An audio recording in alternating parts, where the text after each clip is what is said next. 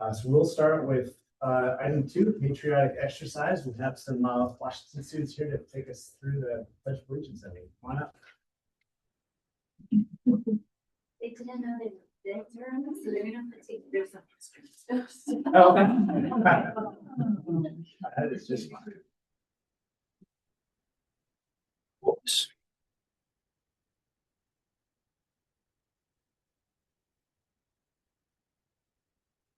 Not very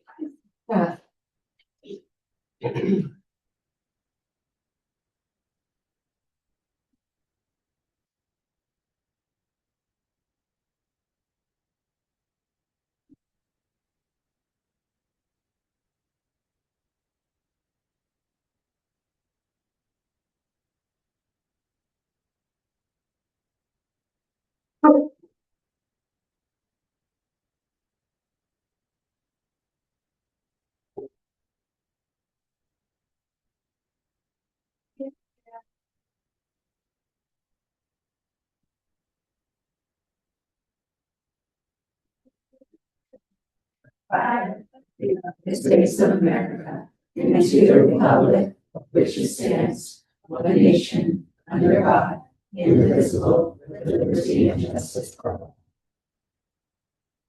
Yeah.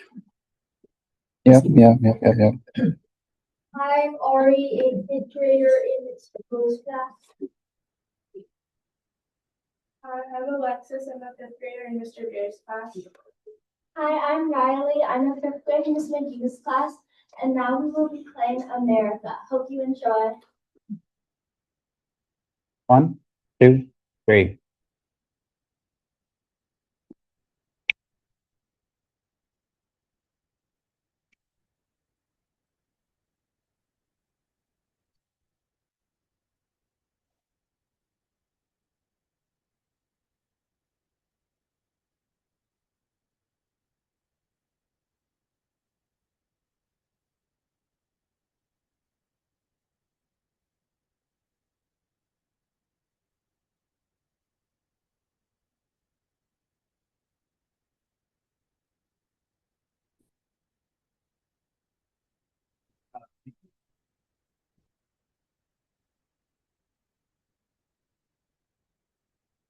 We'll do the roll call.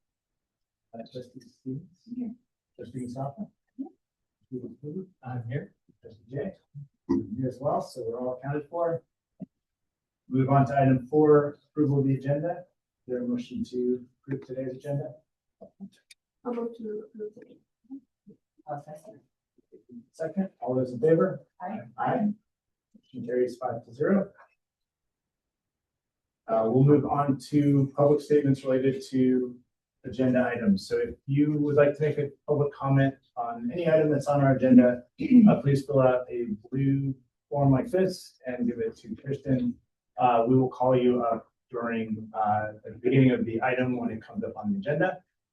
Each speaker has up to 3 minutes, and we'll take those on this, and then we'll proceed with our presentation, discussion, and vote on the item as well. So, bring those up if you have them. Appreciate that. And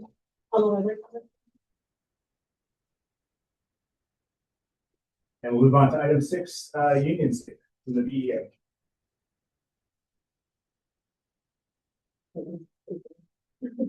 Sure. Your mic isn't anywhere near me. Good evening. My name is Megan Horan, and I'm a 3rd grade teacher at Roosevelt. So I'd like to begin by saying that I'm very happy to show that Roosevelt is having a great year. So our T-Takers 2nd grade students recently gave a wonderful choral performance under the direction of our amazing new music teacher, Mrs. Jessica Miller. And from what I heard, it was a hit. We are also fortunate to have a fantastic new RSP teacher, Ms. Bakaraza, who joined us just a few months ago, and she has jumped right in, and our students are truly connected with her. And additionally, we recently welcomed a new library assistant, Ms. Alyssa, who just started last week and has already made a wonderful impression on both the students and staff. This Friday, we're looking forward to our annual Science Olympiad, where students rotate through multiple hands-on science experiments led by our amazing parent volunteers. And next Friday, we have another highly anticipated event, our school walk. Now I was asked to speak on behalf of the Burlingame Education Association to share both our concerns and our hopes as we look forward toward the upcoming year. First, I'm going to address the projected FTE allocations. Our educators continue to face overwhelming class sizes, and despite their commitment, creativity, and resilience, the strain is real. With the current projections for next year, BEA is deeply worried that class sizes will grow even larger, and that we will see an increase in combination classes. These conditions make it harder for teachers to meet the diverse needs of our students, and ultimately, they impact the quality of instruction our community expects and deserves. We urge the district to revisit these projections with an eye toward reducing class sizes, not expanding them. Next, I'm going to speak on negotiations. We began this year with a positive and collaborative start, and BEA was hopeful that we were moving toward meaningful progress. Unfortunately, negotiations have now stalled, and we've been informed that they will not resume until the new school year. This delay is disappointing. Our educators deserve timely, ongoing dialogue, especially in a year when workloads and expectations continue to rise. We remain ready to return to the table and continue working toward a fair and sustainable agreement. Finally, I'm going to end on a note of celebration. BIS is opening its spring musical, Mary Poppins Jr. this weekend, and our community could not be more excited. The dedication of our students, staff, and families shines through in productions like this, and we encourage everyone to come out and support the incredible work happening in our schools. Thank you for your time and for your continued commitment to the students and the educators. Thank you.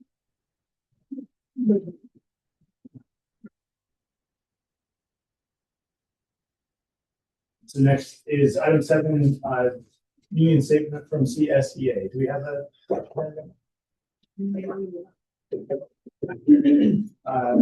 Item 8, statement of principal.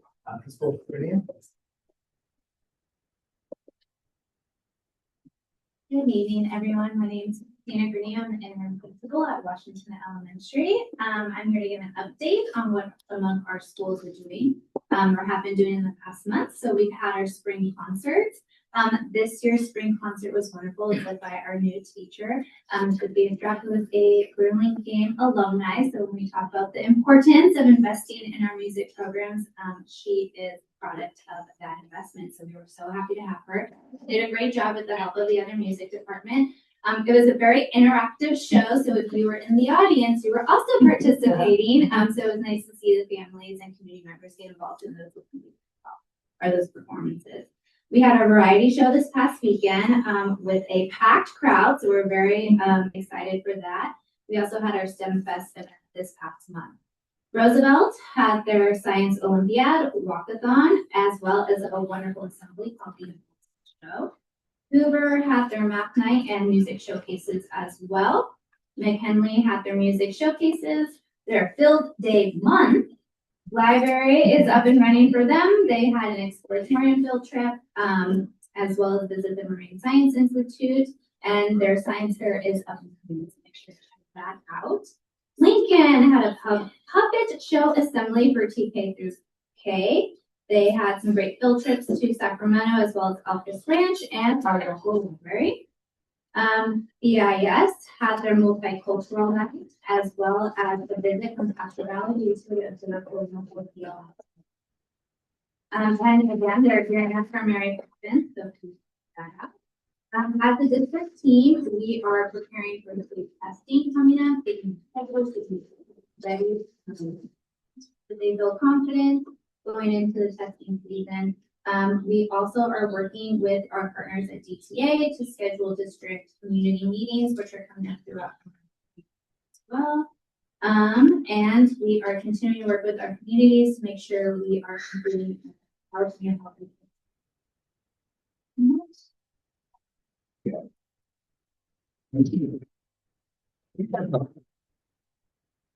Statement of Superintendent Silversmith. Great, thank you. Congratulations and welcome, Dr. Carla Chavez Torres, as our Assistant Super of HR. It's nice to have you back in the district. She started on Monday and has been working a lot and it's been an amazing transition. Shout out to Todd Lindstrom, who's in the audience, who was one of the few items from the Burlingame School District that was put in the time capsule for the city of Burlingame. So the Bike Fest made it into the time capsule, something to be super honored with, and congratulations to Washington and Bike Fest for that. I was able to attend the Supporting Innovative Practices Conference, where we are a grantee, which means that part of us getting this grant from them is us attending their conference. It's great. When we first started with them, there was 30 people in the room, there were 300 educators in the room this year. So it's nice to see that grow as people continue to talk about innovative practices in schools. BIS office was completed, so they now have a buzzer to get in, and the outside looks great. The windows are in, the new shades are in, so that's been wonderful. And now you'll see the fence around wing 1 as we start to remodel for our new elective classes that are coming and our birth to 3-day care. We have been hiring like crazy. You'll see some names on there tonight and just in the past, and there's a lot of reference checks and hiring packets out. We are excited that we don't have a lot of hiring to do. It's a lot of some classified positions that we're adding. And this is the earliest, and we're able to announce it tonight, but this is the earliest the DLI has been staffed in a long time, and it was fully staffed in January. So we're really excited about that. Let's see, the special education supports, including all the BCBAs and school psychologists myself attended the special education symposium, which is a 1-day training, ongoing training for staff to understand things like educationally related mental health supports and defendable supports within schools, which is exciting. We also had our mariachi group, Mariachi Unidos, was invited to perform with all of San Mateo County Office event, and they were one of the few elementary school districts that performed. And lots of great kudos around there. Instructional bell schedules will be coming up soon. I know we're getting a lot of questions about that. There are not expected to be proposed change for start or end of the day, but within the bell schedule, those will be coming up. And the last thing is just with regards to negotiations, we will start CSEA negotiations soon. Our BEA negotiations have 2 members. Each side has a member. That scheduling is really hard to get on it. So one of the things that Kirsten's done proactively this year is to schedule all the negotiating dates for next year already too, so that we're not trying to fit everybody's schedules right now. So we look forward to continuing all of that and being able to go forward. So thank you. Well, we'll move on to the consent agenda. The consent agenda are a number of items that we view as routine or non-controversial. We have all reviewed them as board members. The district staff recommends approval. So we won't discuss them individually, but anyone has an opportunity to move something from the consent agenda if they would like it to be discussed separately. Have any requests for that now? Okay, great. In that case, is there a motion? I'll make a motion to approve the consent agenda. Second. Great. All those in favor? Aye. Aye. That's 0.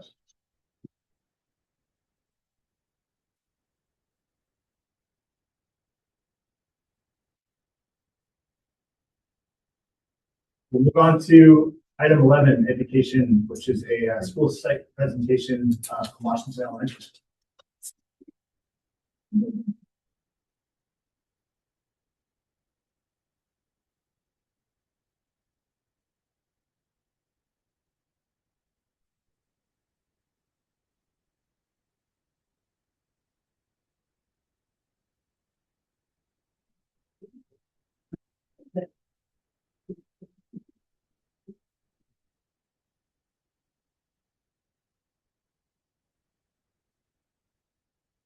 Good evening again.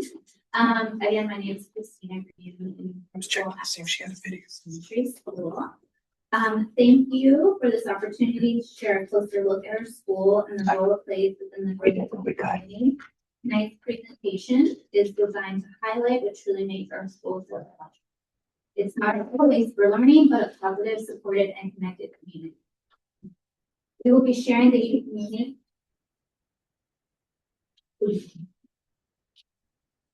We'll be sharing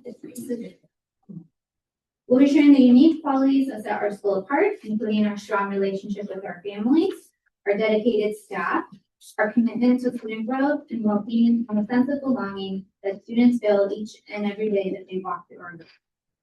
These elements come together to create an environment where students are not only academically supported, but also valued, inspired, and empowered. As you listen, we hope you gain a deeper understanding of the pride we have in our school and the meaningful impact it continues to make, on the students and families throughout Burlingame. So here, this is just a quick slide of some of our demographics. We are, as of today, 403 Wildcat strong, but we'll go with 401. We're 17 classroom grades TK through 5th. We are 14.4% ELs or English learners, 27.3 socially economically disadvantaged or SED, and we're 8.5% students with disability. When we look at those percentages compared to the rest of the district, our ELs and our SEDs are higher than compared to the district average, and our SWDs are lower. So what that tells me as a leader at Washington is that we have a very diverse group of students and population, and yet with our MTSS model, with our supports, we are able to meet students where they're at and help them make the academic growth that we expect and be to see. This is our mission statement. So aligned with the Burlingame statement, we are challenging our students to be cooperative, compassionate, but to also be members within the community, both locally and globally. This is the Wildcat Way, and as we go through, I think you'll see that this is the theme of tonight's presentation. The Wildcat Way are the rules, or what we hope students will bring to school when they come each and every day. So I choose to show respect, I choose to make good decisions, I choose to solve problems, and I choose to do my best. When students are caught following the Wildcat Way, they're given a lovely little coupon, which then goes into a drawing, and each week we pull these out. And those students are considered Wildcat winners, but we also make sure we emphasize what it is they did to follow the Wildcat Way. And this is an example that is in our slides. It's a nice little relic. So Ms. Baker is on there as well as Ms. Armio. But more than that, the Wildcat Way, it's our rules, but it's more than a behavior system. It truly is it's an embedded framework in how and guides our approach to how we approach education, how we approach our students' growth, and how we approach working together as a community. So that all starts with our team. And for those of you who don't know, we take pride in our full staff Halloween themed outfits. So just another way that we do show that we are united. But we are 18 teachers strong. We are 12 specialists. That includes our reading specialists, our resource specialists, occupational therapists, music, VAPA. Let me see, I don't want to forget anyone. Behavior, counseling, speech, instrumental band, and choir. We're also 10 support staff members. That includes our aides. It includes our custodial staff, our cafeteria staff, of course, Ms. Thompson, and the behavioral aides as well. And we have one Terry Gross, who anyone knows Mr. Gross, he can take on the workload of 5 people. So we're very lucky to have him. And of course, many volunteers throughout our community who come together and put on programs, who bring in programs, just out of their own time. So we're very lucky at our staff. And then this was a stat when I was thinking about the impact that Washington has on the district and on the community at large. So these are not numbers we typically kind of think about when we're looking at a school's success, but I'm very proud of these numbers. So currently we have 10 staff who live within the Washington neighborhood. Anyone who lives in the Bay Area know that that's very uncommon. There's a lot of commuters, but when we really talk about when your children come to school, are they being educated by people who value them, who appreciate them, who want to see them succeed? Yes, and it's evident with that because these are the people we choose to surround ourselves with. So these are the kids that we see when we walk our dogs, when we walk our babies to the community center. So it's very impactful that your students are closely connected to the people who are educating and caring for them throughout the day.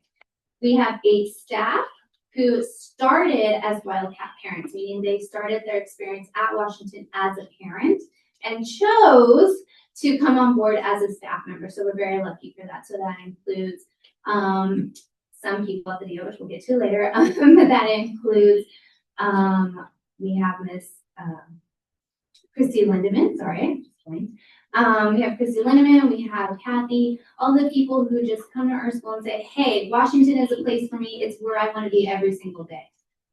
We also have 6 staff who are current members of a Wildcat or a former Wildcat. So not only do our staff like to be there, it's where they want their kids to be. And then lastly, we have 6 staff at the district level, meaning that they not only want to make an impact at our school site, but that they are highly, highly, highly qualified to move up and make an impact at the district level. So we're very, very, very proud of that staff as well. One of the programs that we have at Washington that is unique is restorative recess. This was brought over in a big,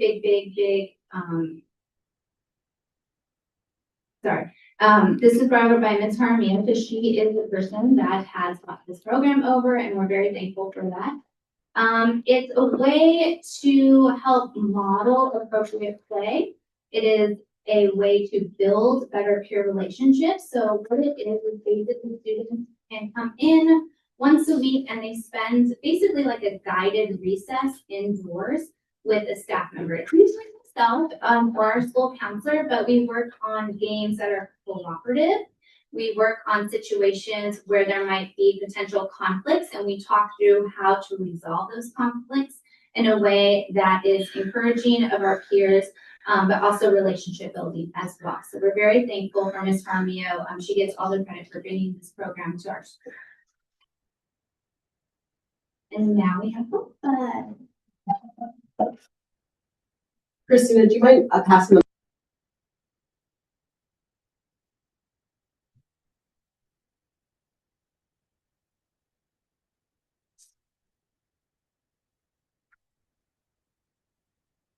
Okay, hello. It's an honor to be here to talk Bike Plus with you. I've been somewhat captured by Todd Lindstrom, ride leader of the Washington Elementary School Bike Bus. I lead the Bike Bus with my wife, Kathy, who rows behind me. Our daughter, Natalie, is currently a 3rd grader at Washington. Also here tonight are our sons, Madison and Wesley, both Washington grads. As a family, we've had a run of 13 years at Washington with 2 more to go. We started the Washington Bike Bus at the beginning of the 24-25 calendar year at school. So this is now our second school year of running Bike Bus. Bike Bus started as a solution to getting kids back together after being apart during COVID. I spent the 23-24 school year watching Bike Bus Instagram videos and conspiring with my family how to go about starting Bike Bus at Washington.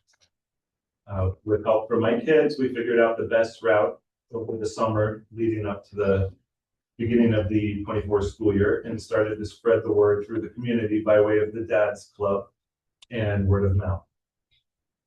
I recently found photos of our first ride, and there were 3 families posing, including the Lindstroms. Maybe no more than 12 riders.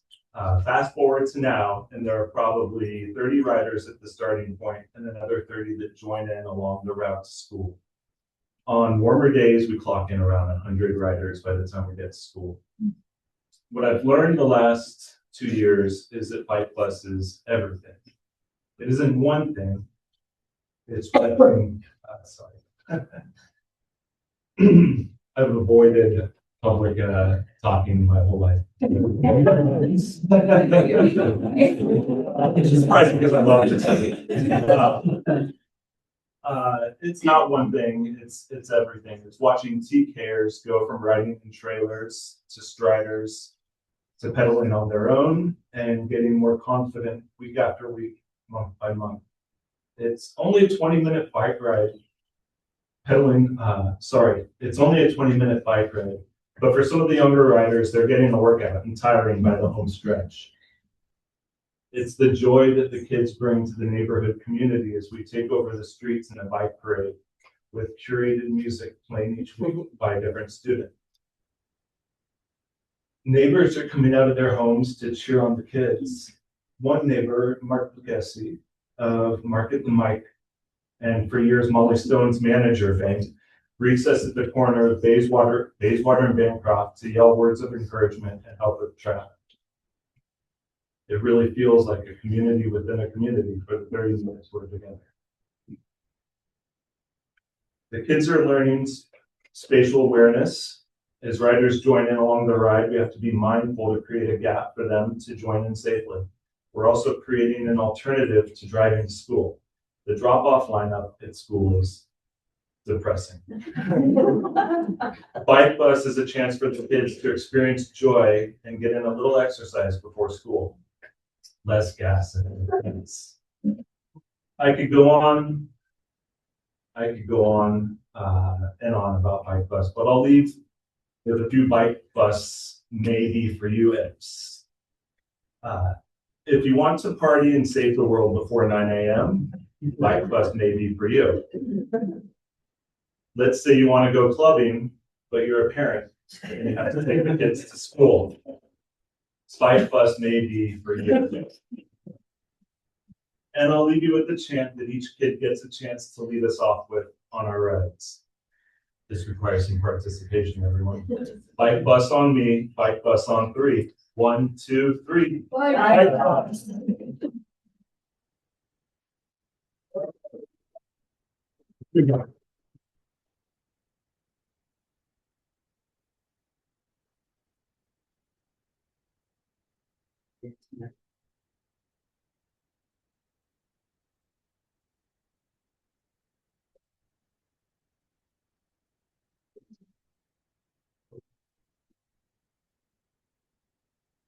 There's a video. This one's nice.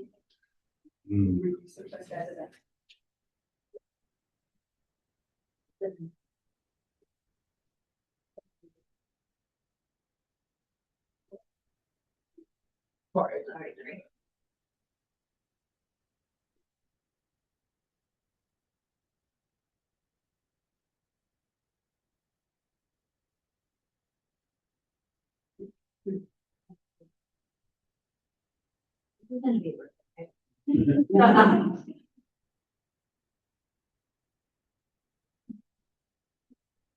Kids can come at different points in the route. I think is important to note too, right? Yes. And some kids run, they don't have to have a bike.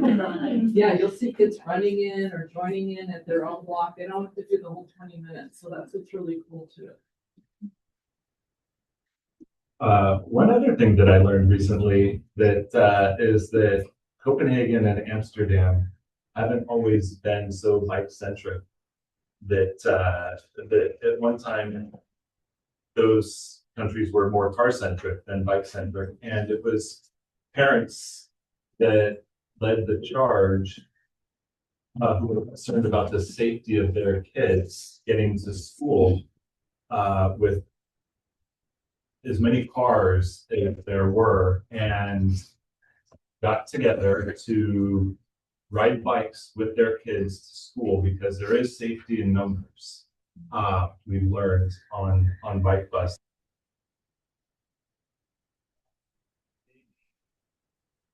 A little goal of bike bus is to create change, at least in our own neighborhood, towards a more bike-centric community. I'm just gonna add to that. For those of you that don't know, Todd, he also sits on Vision Zero with the city with us. And so he's representing some of the student voice around bike safety and pedestrian safety throughout all of Burlingame. So he's given a lot to our community, even broader than Washington, to talk about what he does, how you can emulate it, but also how our students can learn safely and be safe. Sure. Is there, are there any plans to expand bike bus across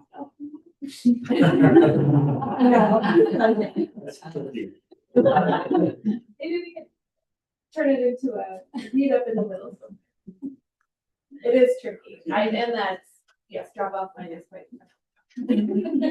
And what would it to the time capsule? Oh, a bunch of photos. The kids distributed books as well. So we wrote out sort of a description of what Bike Plus is and reached out to the families that ride and asked them to have their kids write down books, what they like about Bike Plus. And I think there were maybe like 24 kids that offered up books, and then as well some video footage of Bike Plus on little USB thumb drives, which may be around yes. The photos.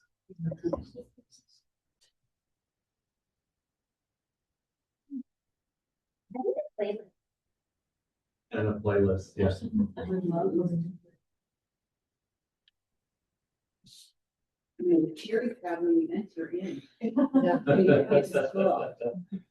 That's a big part, showing up to school. We come around the corner and right across the front of school, and all the TKers that arrive to school.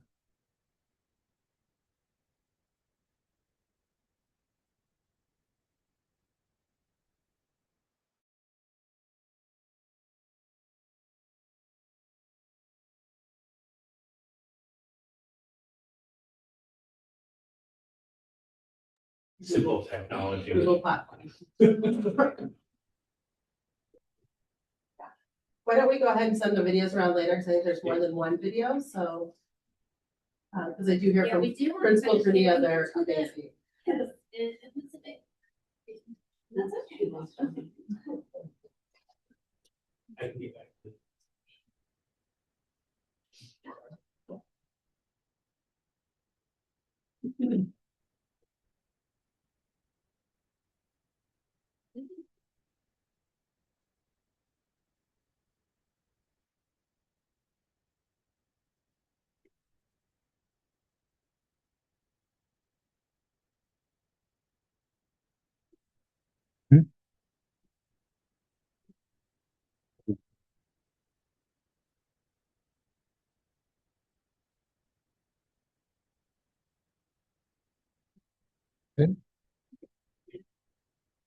Success.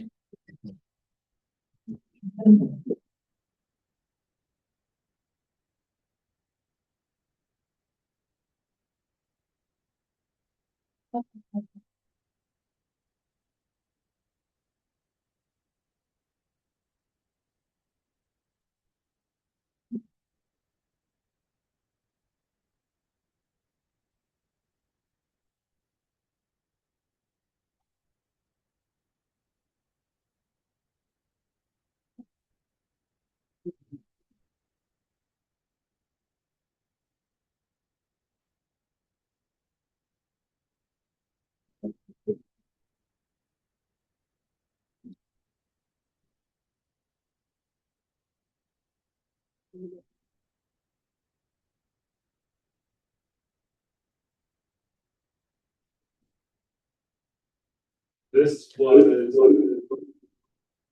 was the picture taken for this year's yearbook, which I would say over the last now is our biggest turnout that we had for rentals.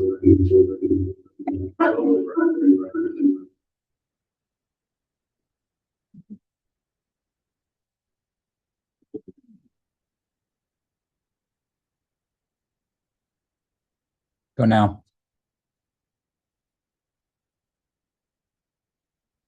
You're good, Todd.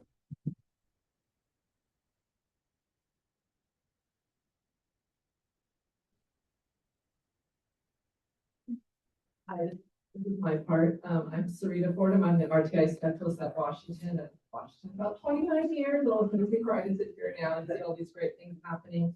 And I'm here to talk to you about the recycled book fair that happens every year. This happens around the time of the BCE readathon, where kids are reading books at home and asking parents for money, and then that money goes back to BCE. And that's happening all over the district. Well, to coincide with that, this was started, I can't remember the date, but it's been over 10 years, and Brian McManus started this just with his fifth graders, like after you read a book, give it to somebody else. And that was turned into, a real big event that happens down in the library. It really hits on what our mission is and our first statement in our mission, which talks about creating a cooperative and compassionate community, because all parents get to clean out their shelves and get rid of books and donate them to the school and then get a bunch more back. So the community is definitely involved, not just the parents, but the kids, the teachers, and of course, the kids and the students. The students are very active in this activity. The student council plays a big part. They make posters and signs announcing the book fair and then telling parents where to put the books. They also help during the actual book fair, which is 3 days. They come in different shifts. They come after, they volunteer their time, and they come after the school. And a big shout out to the student council teachers. Now it's Miss Medina and Miss Moya, thank you, who help organize these kids. Again, all volunteer. They meet at lunch. They sign up the kids. The kids show up. Many of them are sitting here. And they're learning about how to not only organize books and put them in the right places. They love looking at the books. But when the kids come down to actually buy the books, they're helping the children make a decision, teaching them what a quarter is. You know, a lot of kids don't know quarters. One child asked me if I take Apple Pay, and I'm like, that's the wrong country. Anyway, and then you get a little tea per dollar. They want to know how many they can buy. So there's a lot of social skills that are happening for both children, the ones that are buying the books and the kids that are selling them. It takes place for 3 days, and you're going to see in this picture here, the big one right there is when the kids are setting up. There's a couple of teachers in the background that came after school that lunch to help organize for both back to student council. I just want to point out the other one from the champions. I was panicking the night before we were having the sale. I'm like, I need some kids just help me bring books. So I ran outside and got permission from champions, and these kids came in and helped organize all the books. So it's been a real win-win for the whole community. Kids come home with books. And there hasn't been a lot of problems with the money. I was concerned about that, but that seems to work out really well. We make anywhere from $180 to $200 to $300. That's not really the goal, but it is the goal that we're giving back. And we explain to the kids that we're giving back to the community the money that they bring in. And they're so excited. You're going to see a video, and the day that you see this video, it was the last day, so I'm just getting rid of them. So the books at this time are like $5 or $1, something like that, something crazy. But again, I feel like when I looked at that mission statement, I feel like we do these things and then they fit the mission statement. It's not like we look at the mission statement. At Washington, we just do these things. We want the kids to be happy and to learn, and we give up our time and energy and we get so much back. So it really is great. Thank you.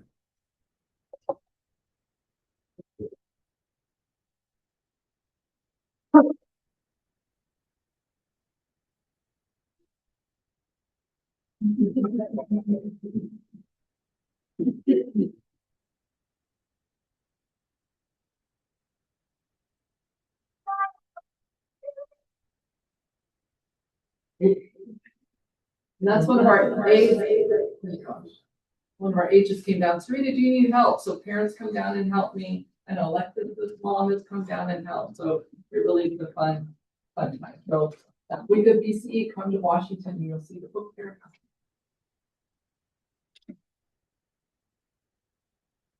Connie's another parent who we saw her natural talent and brought her into our school as well.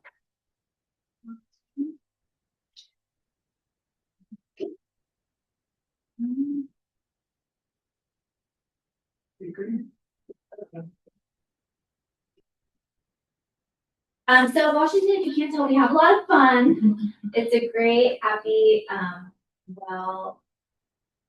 well-run school. We have a lot of different events that we put on year after year just because they're such legacy traditions. So I'm going to hand it over to some of our students to talk about what they love about Washington and what some of their favorite traditions are. My favorite thing about Washington is the teachers. They're so easy to talk to, and they make learning super fun. Like, we do projects and we'll hopefully got to make mini plays, and we're doing explorers now, and we're making a mini pamphlet on an explorer.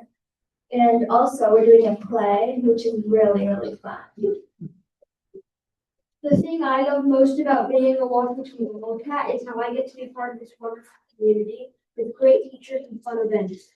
I love how the teachers are always so helpful, and the PTA has lots of great fun. I also love how the accent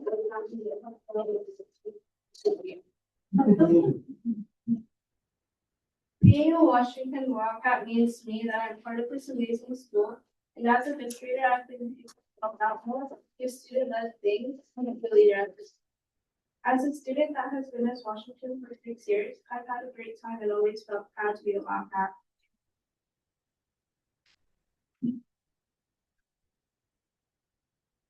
And we can't let the students have all the fun. The adults have fun too. So you are going to see a video from the Wild Dads, which for those of you who don't know, they are a band that has come together from several dads in our community. We used to keep them local. They played at our events, but recently they've branched out. They've hit the big time. They played at the soiree recently. And if you're thinking, man, I didn't go, shame on you, but have no fear because we've brought a little taste for you tonight. So I'm gonna play What's her name? Yes, yeah, Wild Dads plus Renee.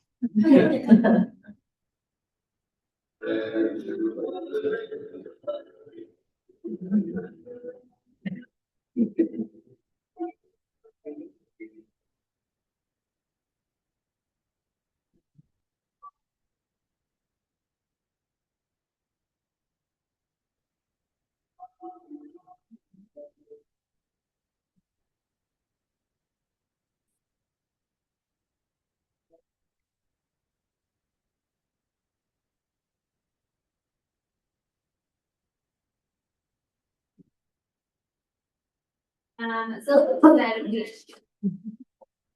we do have a lot of fun at Washington. We do make learning fun. There's so many events that we have. Like one of our students said, was it you or is it Pasta Palooza? So much fun. We love Pasta Palooza. It's again one of those legacy programs that we've had at Washington. Popcorn Fridays. I believe, if I'm not mistaken, we are one of the ones schools that have a popcorn machine in the district. So we utilize it once a month. And we sell popcorn. So if you've ever had deep dreams of selling popcorn at Disneyland or at Carnival, please feel free to volunteer. We always need volunteers for Popcorn Friday, so that's my plug for that. And then for those of you who don't know, Thanksgiving is pretty much a sacred holiday at Washington. We have our staff lunch that over the years has grown and grown and grown. We used to be in our staff lounge, and then it became, we took over the hallway, and then it became the PTA came and did a wonderful table for us. So it really is just another way in which we try to share that Washington, we're a family. We celebrate together and we have fun. It's a great place to be. Sorry, I'm gonna get emotional now. But it really is a great place to be. We love our PTA. And then of course, Dad's Club always doing something. So we're very, very fortunate that when we talk about the programs that our school has, it really does incorporate everybody. And so now to what does that look like for performance? Well, fun does pay off. So if you look at our English language arts course, we're doing very well. Our chronic absenteeism is in the yellow, but we do have plans to improve that. Our suspension rates are great. Mathematics, we are in the green, and our EL progress is again in the yellow, but we are making a lot of, implementing a lot of new programming to hopefully increase that as well. That performance. We do have goals that align with the district's LCAP goals. So goals in English language arts, mathematics, emotional learning, science and technology, and chronic absenteeism. I really want to spend this time to talk about some of the ways in which we are hopefully going to see those progress in those areas, those targeted areas that we want. So for ELA, we have, of course, our wonderful RTI specialist. I would like to say that Sarita is our data queen. She's constantly meeting, we're meeting as a team, we're meeting with teachers. She's going into teachers' classrooms and helping train teachers on different aspects of ELA development. She just did a, what was it like that? No, a workshop, sorry, thank you. She did a workshop on her own. She came up and said, hey, can I do a workshop with the kinder and first grade teachers? And I said, yeah, sure, great, do it. Because she noticed that that was an area of need. So great partnership between RTI. And then also we have our wonderful volunteer Pat Coney, who comes and works with some of our EL students one-on-one multiple times a week to again hopefully increase those EL performance numbers. As far as math goes, we have been continuing with our small group instruction. Ms. Kellogg is wonderful in pulling math groups. She's here tonight too. We worked with our classrooms and pulling kids, helping doing a lot of those reteaching skills, helping students who are at 4th grade who maybe need a reteach of some 3rd grade skills. She's there to pull them and do some small group teaching. So we're very grateful for her. We've also implemented a lot of the UDL strategies within our lessons to ensure that all students are getting what they need at all levels. We have also, one of the programs that we used to have that was also brought on by a family was Math Monday. So they would come in each Monday during lunchtime and play math games. And we are lucky that even though they're no longer here, we're no longer doing Math Mondays, we have all those supplies. So we will be repurposing those supplies and using them during our lunch bunch activities or with our older grades in the classrooms. Oh, okay, let me go back to that because we have a few other things that we're doing. For social emotional learning, we will continue with restorative recess. So again, it's another program that we're very proud of. We are also working with our teams to continue to implement more consistently our Safe School Ambassadors. We just had 4th and 5th graders trained on that. So now we're working as a site team on how we want to carry that into the Washington community at large. We have Lunch Punch, which is indoor quiet recess facilitated by our school counselor. He does that twice a week for the younger kids and older kids. And then twice a week, he's on the yard, initiating games with the kids, playing kickball, playing football, just really encouraging those kind of social emotional skills in a more organic setting. For our science and tech, I want to give a shout out to our 4th and 5th grade teachers who have really worked together as a team to restructure how they organize our science curriculum and making it super accessible. They've been utilizing it very consistently. They've organized their grade level closets so that all of the materials are easily accessible, and we're hoping to kind of expand that now to our other grade levels so that we are making sure we utilize all the materials that we have that sometimes at the beginning of the year we get, and it just kind of becomes overwhelming of where everything's at or how we're pulling things. So just making things very user-friendly and very easy for our teachers. For chronic absenteeism, we just started implementing the perfect attendance acknowledgement. And those are for our perfect attendance each month. Just really encouraging being present, being at school every single day, on time, ready to learn. And we are also holding more attendance meetings with our families, just kind of letting them know we are monitoring this, but what can we do to help? What is the barrier that's in the way of you and your child coming to school on time? I know Gigi at the district office put together a wonderful page on the district website for resources for the community, and that's also been very helpful, and we've been utilizing that for families who might need support accessing food, support accessing housing, accessing transportation. So that's been very helpful as well, and also helping get our attendance numbers and our target numbers down. So thank you so much. This is a list of our presenters tonight.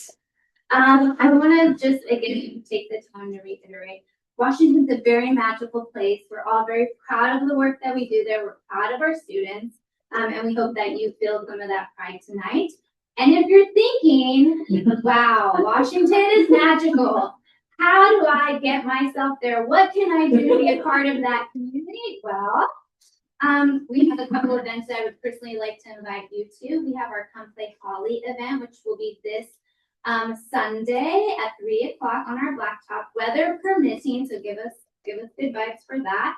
We also have our multicultural night, April 29th. Please feel free to come to that. And every Friday, there it is. Bike bus. Thank you for coming. We hope you enjoyed our presentation. Thank you.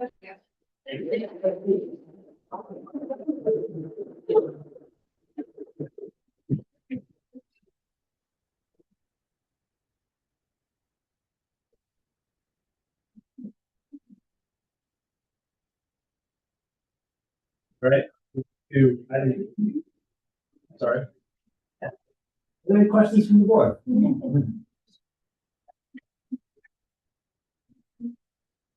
Great.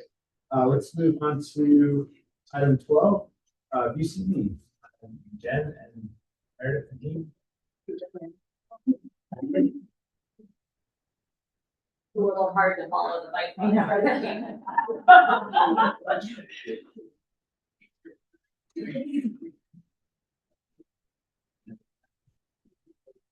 Good evening, School Board of Trustees, President Brown, and Dr. Marla Silverstein and Cabinet. Thanks so much for having us tonight. We are thrilled to be here. This is our annual springtime update. As a reminder to ground everybody, in the fall, we granted Burlingame School District $3,035,000 and covered 20 teacher salaries across multiple disciplines, but including physical education, music, and response to intervention, plus some world languages and some other buckets of things, and then theater at middle school. We, this year, are hoping to maintain those 20 teachers. Our slide says that we're looking to maintain the $3,035,000, but really we know that once negotiations hit, we'll need to exceed that. So our goal to kind of June 30th this year is to raise an additional $600,000 to kind of fill the gap of the remaining 4 teachers that we have. So we're like 4 teachers to go in our granting process, and we're super optimistic that we'll get there, but it takes an all hands on deck effort. So we just super appreciate being here tonight. I do want to introduce and call out co-president Pooja Shah, who will be leading the charge starting July 1. And thank you so much for the support of our executive director. Without this team and our huge board of volunteers and our partnerships with you all, we couldn't get to where we get every year. Yeah, I mean, I just wanted to say thank you. Well, thank you for having us here, but also thank you for all your support. As you know, Wild Dads was a huge highlight of our story, but that could not have happened without all of your support. So thank you for all that you did in terms of showing up, bringing the party, but also just all you do throughout the year too. Really support UCE and all of our students. So I just want to say thank you. I can say something. Thank you for having us. Thank you for having us and for all that you do. And we're really lucky to have such a wonderful relationship with kind of the collective school board and school leadership and principals and teachers. And it feels like it gets better each year. So as we have I haven't started, I'm still like a couple months till the end of school, but we're gonna quickly move to like a weekly countdown. And I think this is where kind of the cross-functional working relationship of just everyone being in support of us reaching our goal really helped last year, and I'm excited for what we can do this year. So thank you all. Any questions for us? No, we'll have some questions. I have one question. It's great that it seems like there's like a steady flow of donations and things like that, and then you have these like huge events, right? And these like smaller. Like, how do you see what have you found there to be like super successful mechanisms for the donations? Is it just is it like the steady constant? Is it these big things? Is it like there's just such energy around all of it that I was just curious for your perspective. I can start to answer that and other people can pipe in, but I just want to shout out, like, the BCE was started in 1981 and we continue to hear from board members from the 80s. They're thrilled that the work they started, we've been able to build on. So I would say like BCE is an engine that has a really, really great heart. Like it's built on all of the work of community members over the years and people from across the community who've been involved. And it's really taken, again, as Meredith said, kind of this relationship building throughout the whole community to build. But we also just say, like, if you can give $2,000 per child, please do that. If you can give $4,000 as a family and join our Scholar Circle, do that. We've anchored in the last 2 years to our Leadership Circle giving, which is gifts of $10,000 or more as a family. And then we really have leaned a lot into monthly giving. Monthly giving is a huge sustainable way for us to kind of exist year over year because we know we can count on the revenue. Yeah.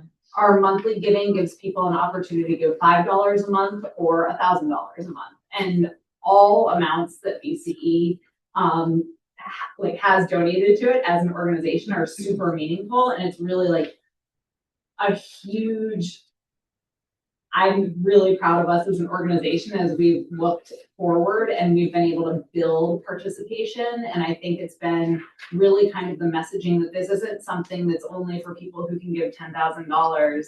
People can give any amount of money and it really helps us, and every dollar counts, and with more we can do more. And I think it's really kind of the fact that we have representation at every school site.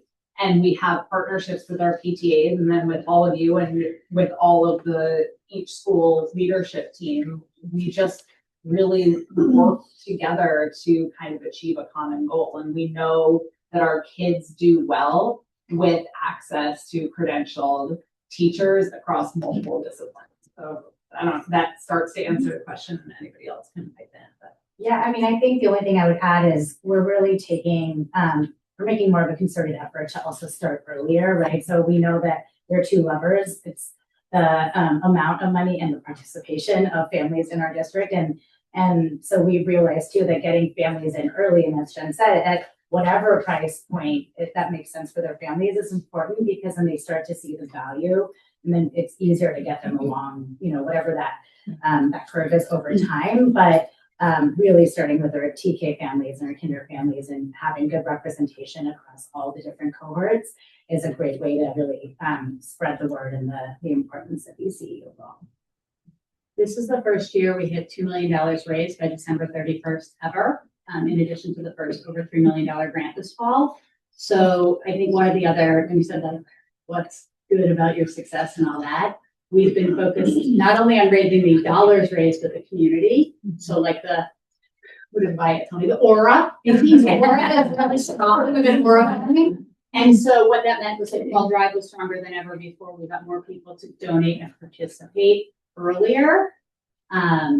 Giving Tuesday was still strong, and then we were able to, with holiday giving, so like those first 6 months of the year and getting people to realize that giving early and participating early has set us up for success. And then the readathon really allows us to include people who maybe want to tap their larger network or give at lower levels, and then the soiree. So it's really nice that the way the year is set up and the kind of collective work to front load the year and get back to school was a lot bigger this year. And so we'll try to bring that into this coming, I guess, August and September in partnership with the district to get more people giving early, because then we can kind of layer on throughout the years with other programs, and it's less of a panic at the end of the year and more of a like help us meet our shared goal. I was just going to say how exciting it is. I mean, I've said it before, but to have you guys here so successful at this point in the year, the money that you and your donors give lets us provide the things to our students that people expect to live here and that deserve to live here, which is, you know, music and PE, language and smaller class sizes for the little ones. Like all that is wouldn't be happening for BCE. So I hope you all feel very rewarded and satisfied with the good work that you're doing, because it's great. It makes a difference. Thank you.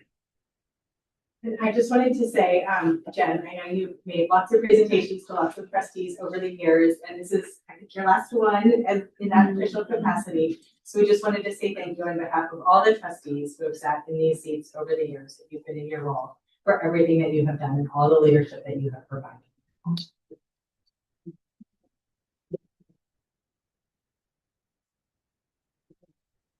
Just quickly on behalf of the district, we'd like to say thank you to the three of you. You've been so flexible and accommodating. They came in with our principal's leadership team a couple weeks ago. And they're just always willing to listen and plan with us and dream with us. And I just can't thank the three of you enough. And the hundreds of people that volunteer behind you. So we also realize all of that person power and how important it is. And just thank you for making sure that our students do have an amazing educational journey. And we look forward to closing that gap of 4 teachers left. So thank you. Thank you. Thank you.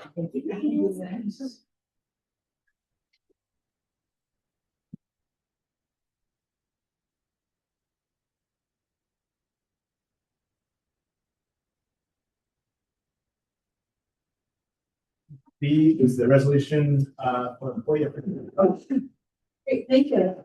Tonight I'm bringing forward our resolution for the Burlingame Blue, our Burlingame appreciation. Historically, we would do principals 1 week and classified a week and certificated a week. And what we've decided over the last couple of years is to do everybody together because we do believe in we're all better together. So tonight I am bringing forward our resolution that will celebrate May 4th through the 8th and declares it Employee Appreciation Week. And so we are asking for you guys to read that and approve it. There is a yearly planned event due in May that you all will be invited to where we celebrate our staff. It's been a tradition that Lisa Booth started when she was here and it continues on. And so it's a lot of fun, ice and social. The 2 union presidents and myself are on stage and we do raffles and games. And it's a nice little event for everybody. We're going to celebrate the accomplishments and show the appreciation for our staff. Great. Would someone like to read the resolution? I'm happy to. Burlingame School District Resolution 2025-26-16 in support of Employee Appreciation Week, May 4th through 8th, 2026.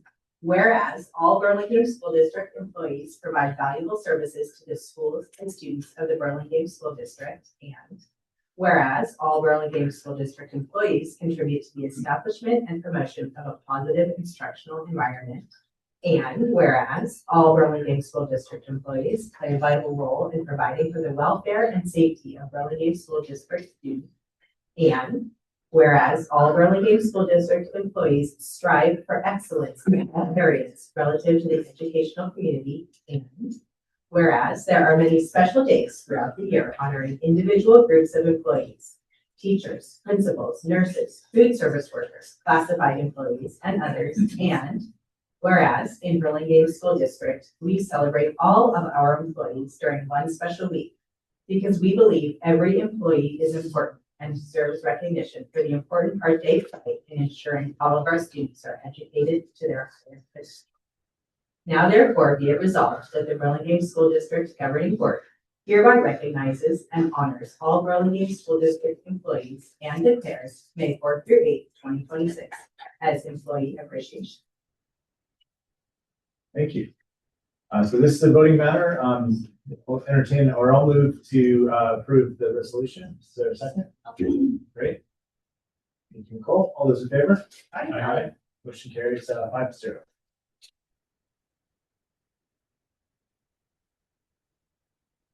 Right. So next item is 13, which is BIS course description for the Skillz class.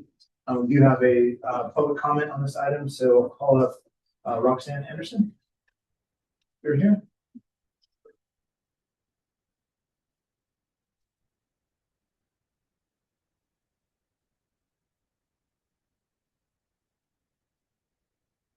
My name is Roxanne Anderson and I'm a parent at BIS. I'm the mother of a wonderful 6th grader. She is bright, determined, and full of potential. She works incredibly hard and dreams big. She's also dyslexic, and as part of her journey, that shapes many aspects of how she learns. I want to sincerely thank Superintendent Marla for her efforts to remodel the Skillz class and for her commitment to families and special education. That work matters and it's appreciated, but I also need to share an important concern. These changes, as they stand, do not yet address the critical need for students like my daughter, students with dyslexia and other language-based disabilities. They need structured, explicit literacy provided with fidelity. Under the California Dyslexia Guidelines and the Individuals with Disability Education Act, our district has the legal obligation to provide free, appropriate public education. For IEP students with dyslexia, that means a structured literacy program delivered by educators who are specifically trained to do this work. This is not something that can be replaced with general classroom strategies or executive functioning support. It requires specialized knowledge and a targeted approach. As the district reviews and updates the Skillz curriculum, I urge the board to take 2 immediate and essential steps. First, invest in our teachers.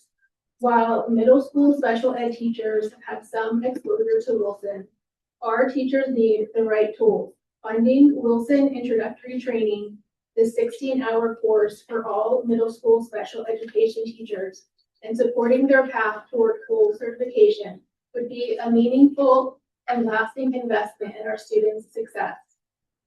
Second, we cannot afford to wait while that training is completed. Our students need help now.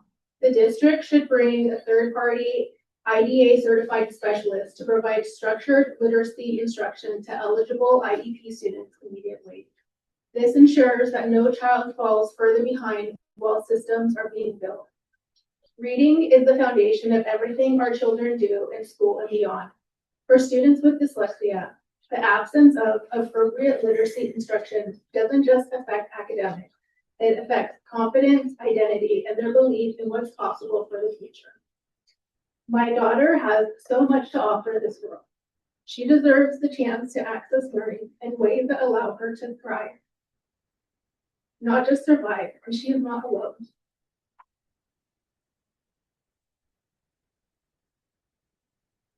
I ask that you make structured literacy a priority, not an afterthought. Let's ensure that dyslexic children have the support they need to unlock their full potential. Thank you. Yeah. I'm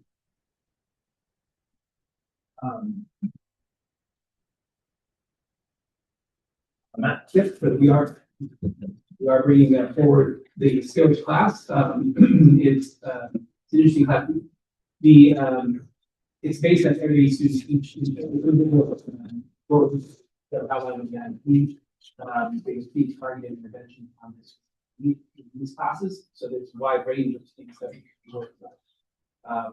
It's not limited to executive function, reading, math, testing skills, note taking, generals. Make sure everybody's getting the extra support that they need within.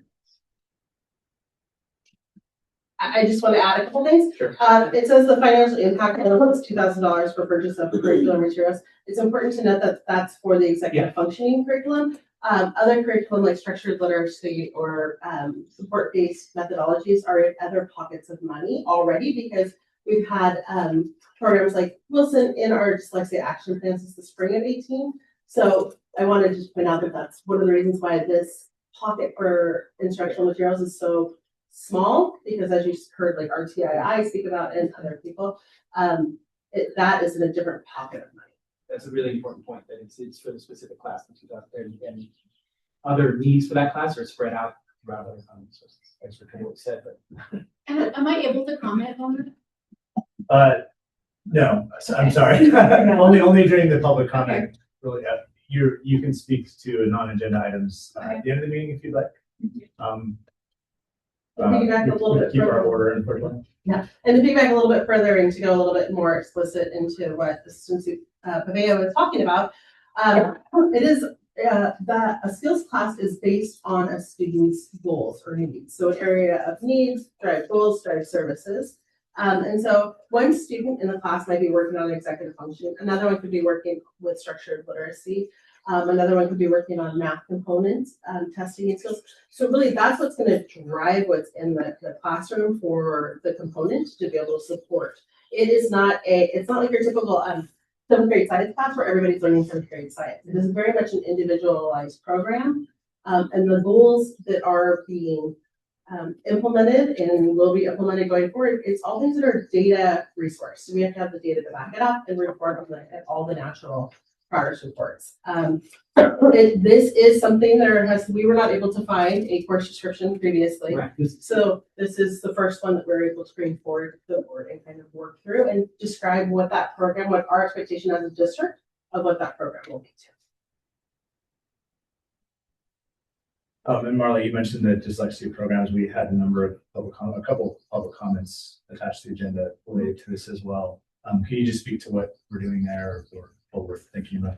Sure, absolutely. So in the spring of 18, we did our first dyslexia action plan, which came to the board, was board approved. At that point in time, we looked at numerous different curriculums, including the one that we landed on that is well liked by our district is Wilson. So there are different levels of Wilson trained people in our district around just words and foundations, and then also Wilson leveled up traders is what I would call it. It's actually a couple-year process that we paid for. With that being said, historically, that first year that we did it, we pulled all of our RTI and RSP teachers for about a week-long training for, like it was talked about, the 16-hour training. Since then, there's also been updated trainings in 24-25. There was a full-day training. Last year, there was a 1 hour, and currently on the books, we're looking to be able to contract directly with Wilson again and have them come in and do a long training. Part of that long training was not just the week. Wilson was actually assigned. We had a Wilson trainer assigned to us that came in and out of our classrooms and did coaching and modeling with our teachers. And a lot of our teachers really liked it. So looking to go back to that is very important. And also making sure that we have teachers spread out. So currently, for instance, at BIS, there's 4 resource specialists here. 2 of them have been with us since the beginning of the dyslexia action plan. I went through the week-long and the coaching cycles and have been at all the other ones since. So just making sure that we're keeping that track, because it is an intervention that's really very important to make sure that anybody that we onboard has it. The other thing that we've looked into too is expanding that to also some of our classified staff to be able to have more people supporting and training. And Matt, can you help me understand, like, is it like one class? Is it like 20 kids? Like, what is? It should be relatively fluid, and that you're working with a kid as their needs come through. I see. So, like so much was said, it was through their IP goals and it's not like set. And so, like, the IP, whoever's working with them on their IP goal incorporates this into it. Incorporates the like the skills. Yeah, so you would know it's a time to explicitly work on the skills that are achieved in school. Got it. It'd be driven by the IEP process. Right. So the IEP, because it is considered a special education class, so legally to be able to place a student to get that support, they would have to go through the IEP.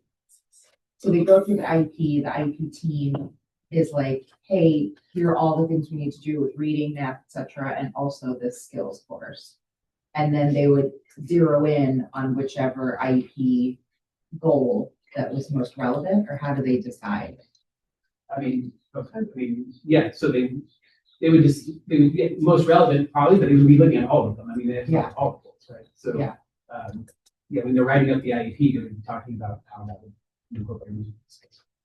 I think just to piggyback on that, I think one of the things we're looking to do with this trustee students is really ensure that we have integrity around the goals and where they're being worked on. Yeah. So again, goals drive the services. So you might have an ELA goal that's being worked on humanities, but in Skillz you might need help with testing, or you might need help with targeted reading and instruction.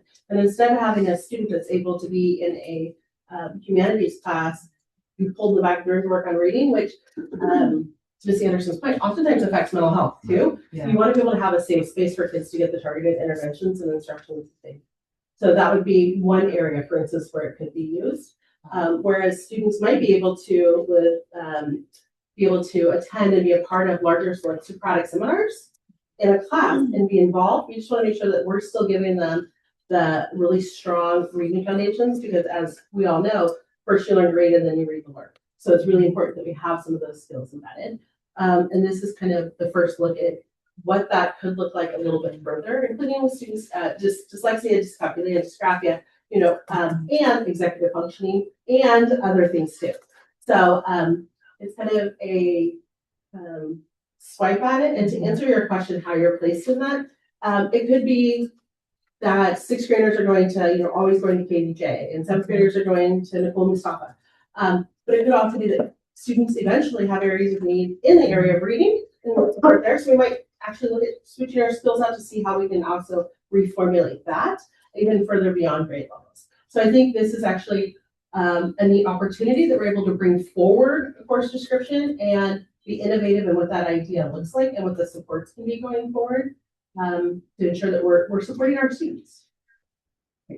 So is this sort of, I'm just trying to make sure I'm clear on how it all ties together, honestly. So, I look at these units of study that are part of this class, and a lot of it sort of feels like the sort of umbrella concepts under which the specific goals for each student might fall.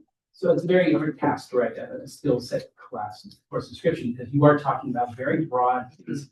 So we try to make it very broad with the idea that we're still settled with very specific idea of your on-guiding goals. Mm-hmm. So when you write out the course description, you have to kind of incorporate everything because there's going to be a possibility of everything. But that's why it's very important that the part about the IP goals and that focuses.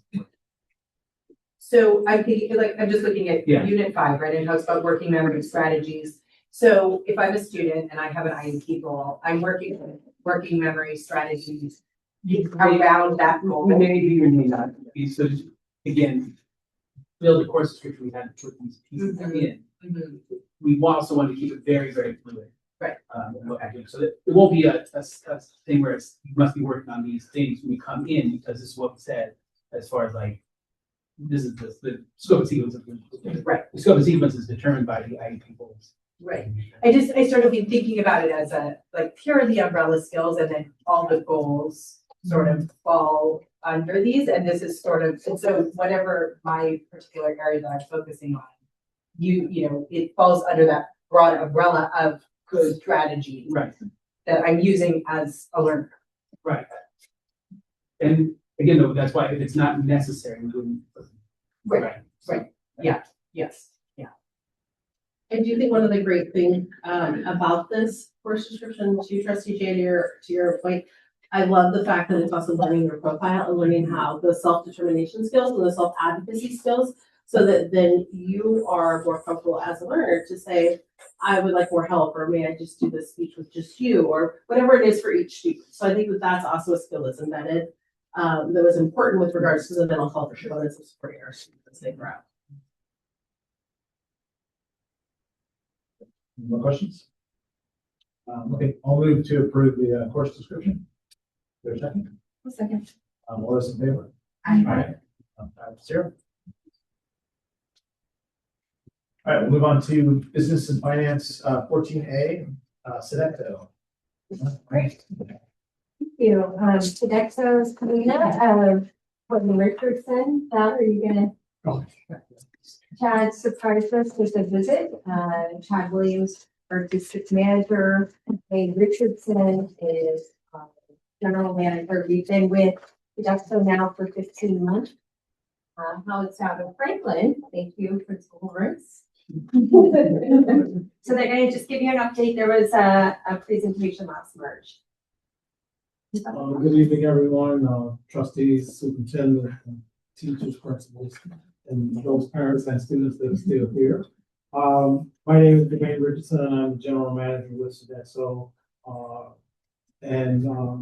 Tonight I'll provide a brief progress update in regards to some key focus areas, performance, some sustainability efforts, and pretty much, what's next. Right now, our program continues to fully meet USDA nutrition requirements, including daily fruits, vegetables, whole grains, and milk. Our menus are culturally inclusive and student-centered. Here in the district, we're using the offer versus serve model to support student choice while maintaining compliance.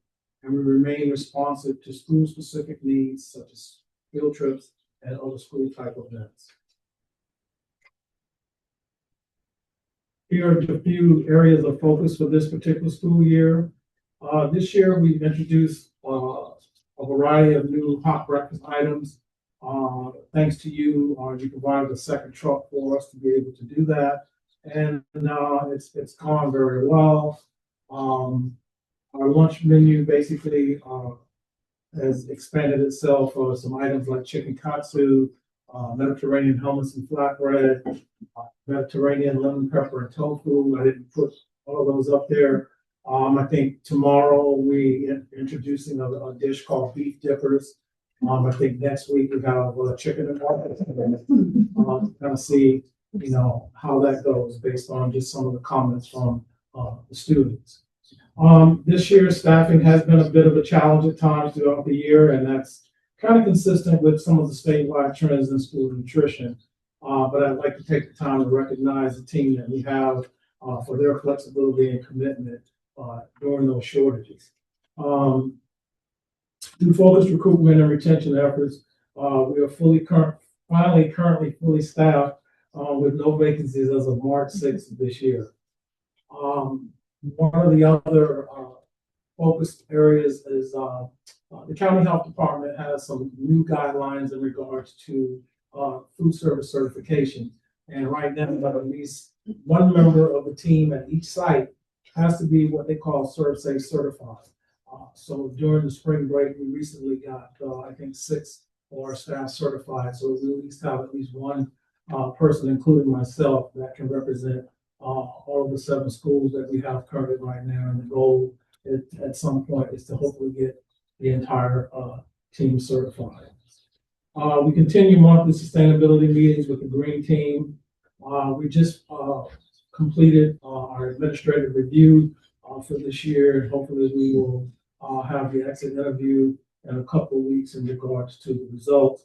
And then the big thing that's coming around on the pipe right now is the Franklin Elementary School kitchen renovation.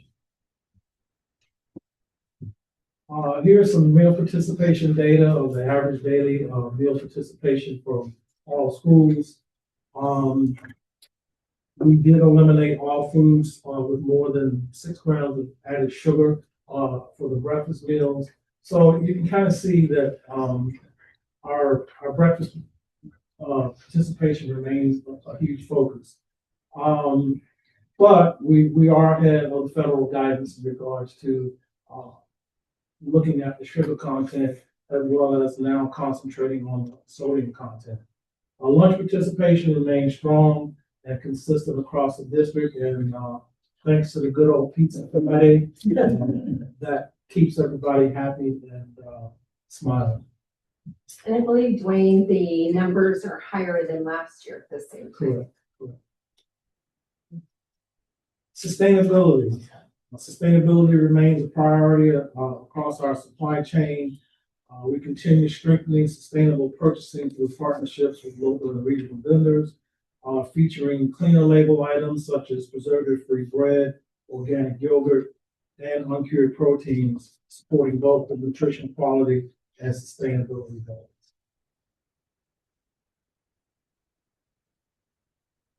We reported some of this back in our first presentation, but our current status right now, we have reduced the use of single plastics, transitioning to bulk condiments, eliminating about 95% of the individually wrapped items, and most of that is eco-friendly. And as I mentioned before, engaging with the green team on a monthly basis, they actively support the waste reduction education on campus. And it's amazing when you go to those meetings and just the participation and the things that comes out of the young students' mouths about, sustainability. You wouldn't think that they know that much about it, but they know. And they make sure you know. In regards to the food waste recovery program, our food recovery program continues district-wide through the share tables and staff training. And I must say, working with the team at Franklin and that group, it's just not even a whimper now when the kids come in, they know they have to get the milk, the fruit, the vegetable, the grain, the protein, and they know that if they don't eat it, they know where it actually goes. It's definitely a step in the right direction, and we just need to now get the other 6 schools on that same path, which I know we will.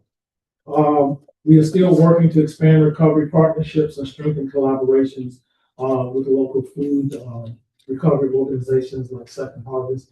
Even though right now they don't really accept food from some of our schools, but again, just continue communicating and collaborating with them and making some as we had in the future. What's next? Well, we want to prioritize increasing our breakfast participation, because you saw our participation was low, but again, we came in and reduced the added sugar, and we know the kids love the Lucky Charms and those kind of things that have the high sugar.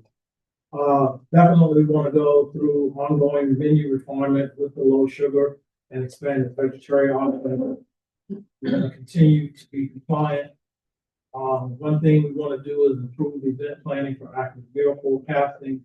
And I think the biggest thing that is going to be ahead of us in the next few months, especially when this school year ends, is just the planning for frankly, kitchen renovation and potential mobile kitchen that will be at BIS to go and service the school.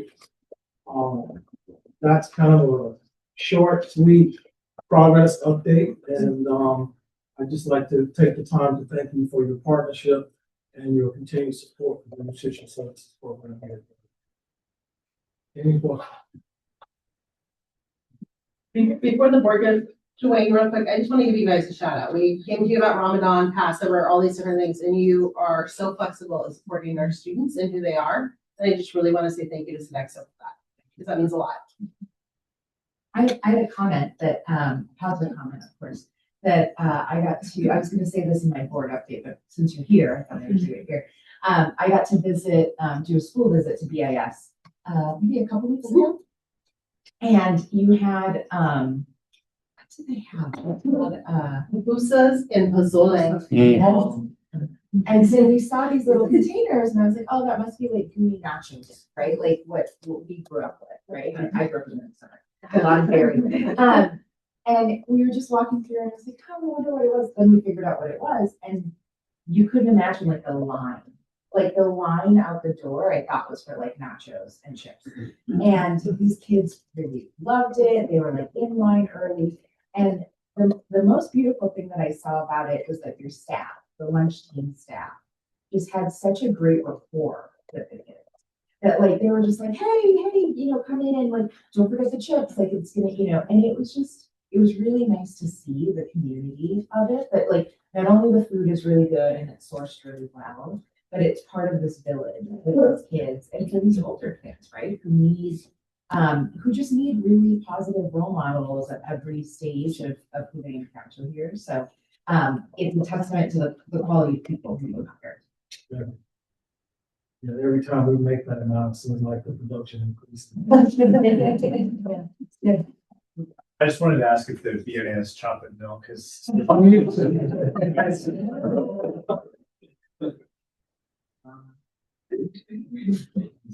Actually, Dwayne, we should, Dwayne, sorry. Oh, yeah, we're still serving the chocolate milk. And I probably should have put that as an update also.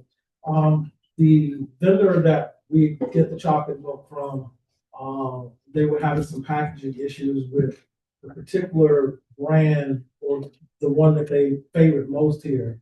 And so it has gone down a little bit because it is a different brand, but it's still strong. Thank you. And Dwayne, just so you know, our 2 students that brought that forward last year were just featured in a news article, and we have some copies for you. Oh, thank you. Thank you. All right, so we have item 14B is a vote, right? Right. Then we moving on to that. Okay. Vote on the contract with Sodexo. Yes, so we're bringing forward the contract extension for the next.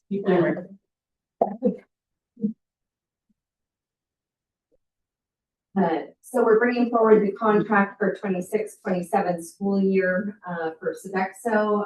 The contract is approximately $2 million. That is reimbursable from federal and states. The California state continues to only reimburse us for all meals. So, yes, we're going to go ahead and get approval for the extended contract with Sodexo. Great. Any questions? Questions? Make a motion. I'll make a motion to approve. I'll second. All those in favor? Aye. Aye. Right. Zero. Thank you. Thank you, thank you.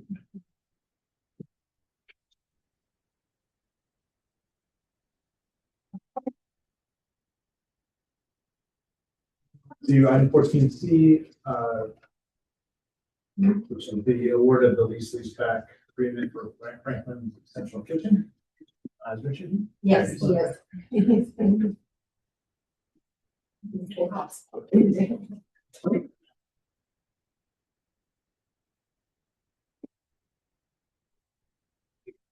Sorry. Don't talk.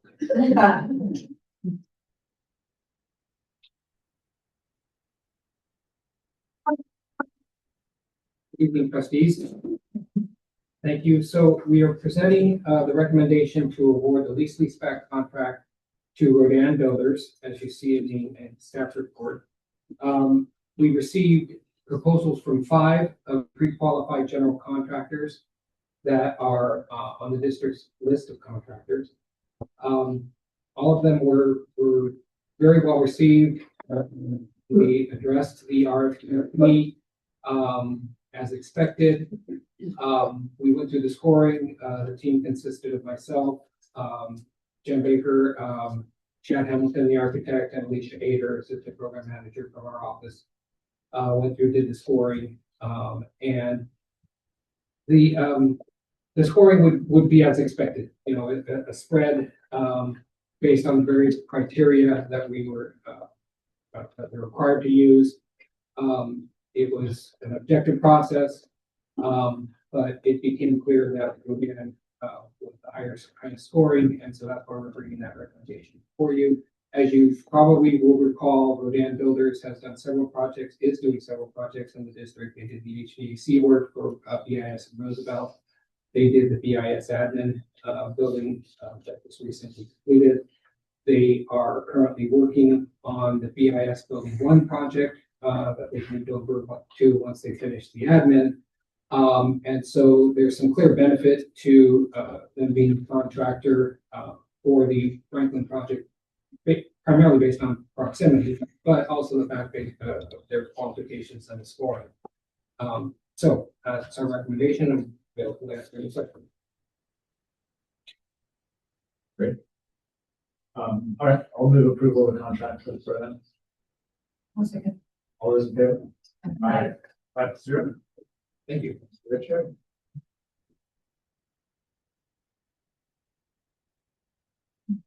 Uh, 14B is the tentative agreement between the district and the unrepresented staff.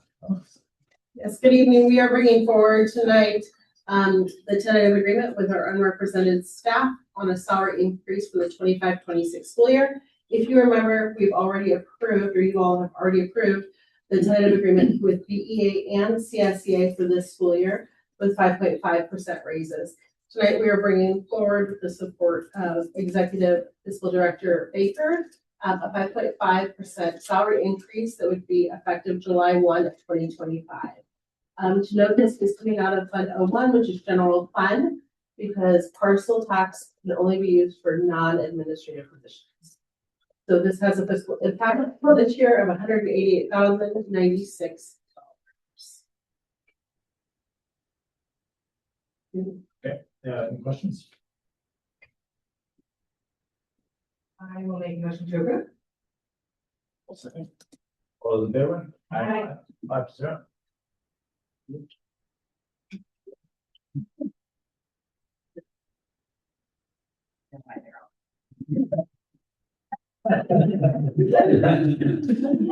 Moving on to item 14E. Great, thank you. Tonight we are bringing forward the separate salary schedule. So these are a component of what is required for this process. You will note, and there's copies, paper copies in the back, that there is a clerical error on the coordinator certificated salary schedule. It said 12 months / 260 days. The 260 days is actually a requirement for classified, not certificated. It just accidentally got carried over. Along with at the bottom, 1, 2, 3, 4 paragraph where it says work year, that has been struck from the components tonight. And there are copies in the back, and the actual one has been uploaded to the board docs. And tonight we are bringing forward salary schedules so that we can get a bit. Question? Okay. I'll move for approval. Second. All those in favor? Aye. 5-0.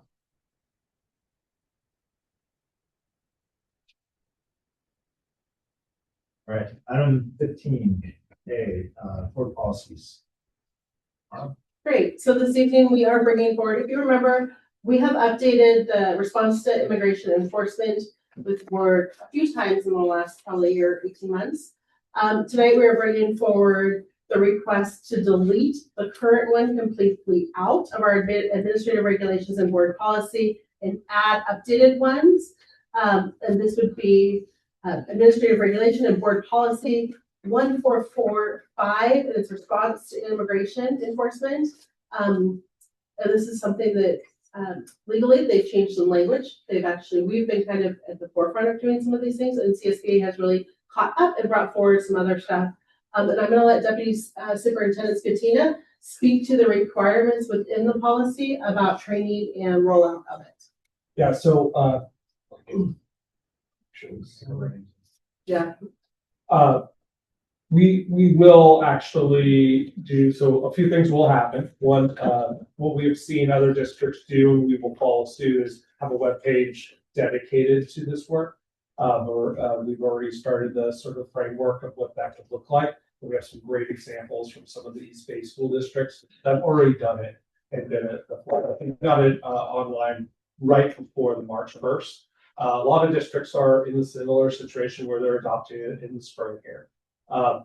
Secondly, there's a requirement for education, and we're going to take a similar approach as we will have some education toward training all staff toward the end of this year, and then we will build it into our new rollout for educators as we go into the new year with all of our mandatory required instructional trainings.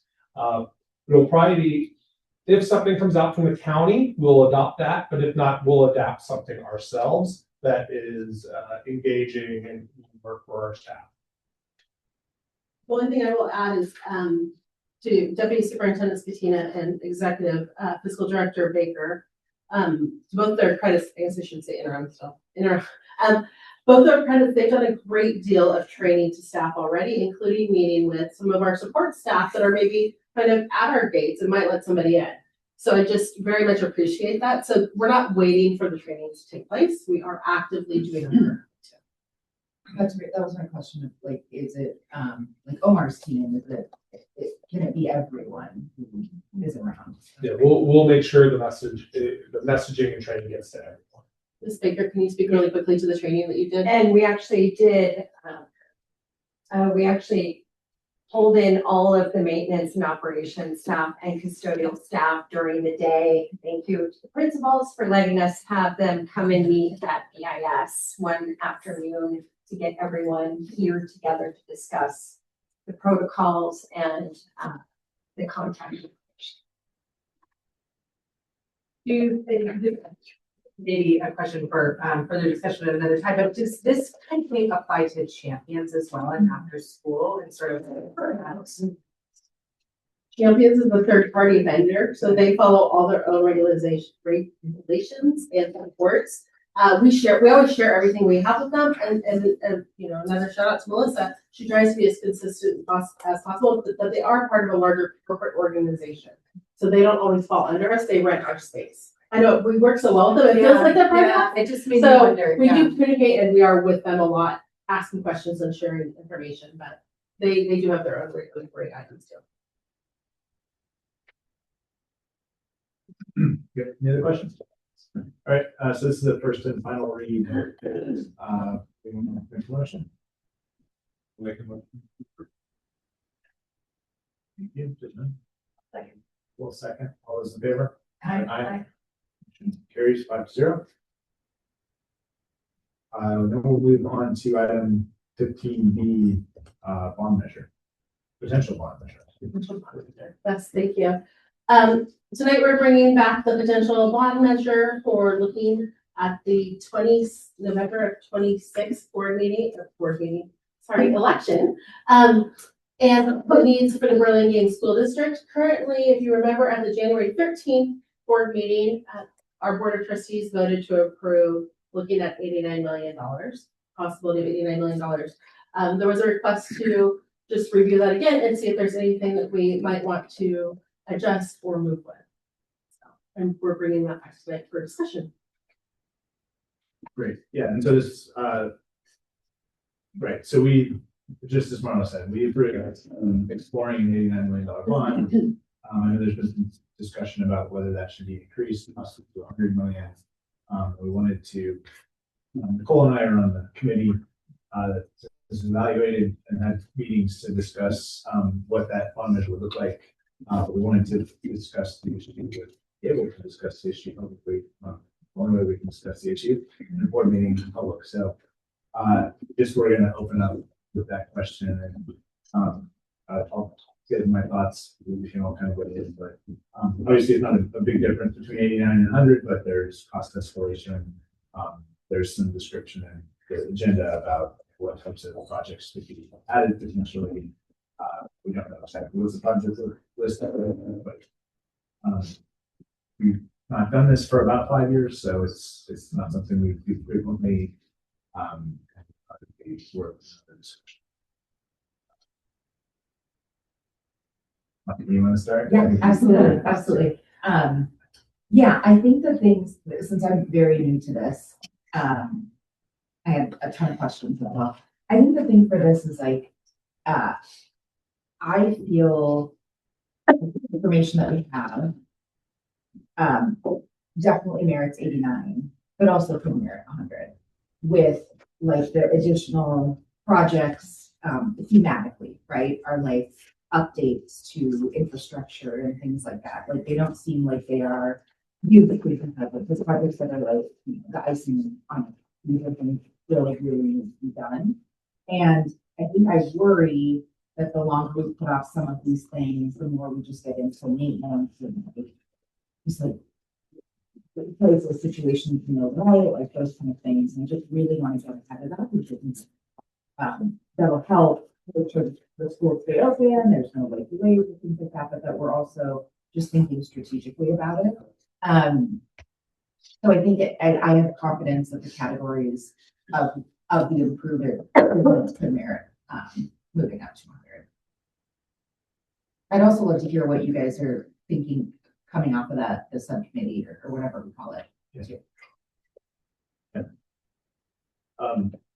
Well, I mean, I'll speak to the committee work and then Nicole, would like to hear what I think as well. I don't know that there's necessarily a right answer to this question, but we thought it was worth more discussion. So, so we've had a couple of meetings with Sodexo, who the district has engaged to inform us and help us understand whether we want to consider putting a measure on the ballot for November. If we do that and take that action as a board, then the district will no longer be involved. It would be a volunteer campaign to raise money and presumably try to get that passed. That's when our work will end as a board if we go that direction. But for the moment, we have our board subcommittee, and we've had a couple of calls with our consultants. You know, I think that there feels like a good amount of optimism, partly from track record of the community supporting us, supporting our district with parcel taxes and bond measures when they're used appropriately, and we can show why we use them and why it's important. So I would say our consultants probably would tell us they're going to 100. It doesn't cause them great worry. It's not a big difference, obviously. I think the dollar assessment per 100,000 of value is maybe goes from 13 to 15 or something dollars, which is not a huge difference. And so The law allows you to go up to 30 on a particular bond measure, which no one's thinking about doing, but just for context. So I feel like there wasn't any sort of red flag or yellow flag about increasing that, and I think it's more about what we think we need. And I have my own thoughts, but Nicole. And then, from what I understand, this is the longest we've gone between, bonds. So that's certainly, worth considering. And I think that, we don't know what we don't know, and the bond that's 5 years ago was voted on and passed. Surprises have happened since then that we could not have predicted. So giving us a bigger buffer, I think is a very smart idea.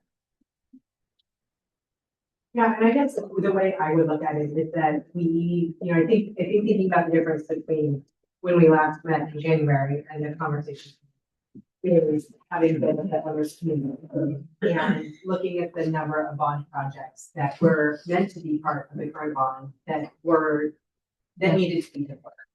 And thinking about some of those great things that we want to make happen, along with the things that we talked about with the future bond, it feels like it does warrant moving to that 100 million number. And I think the other thing that is at play here is the fact that we found out that there is additional plumbing needs perhaps at, some schools and like that kind of thing. So it feels like there is, that moving to $100 million is.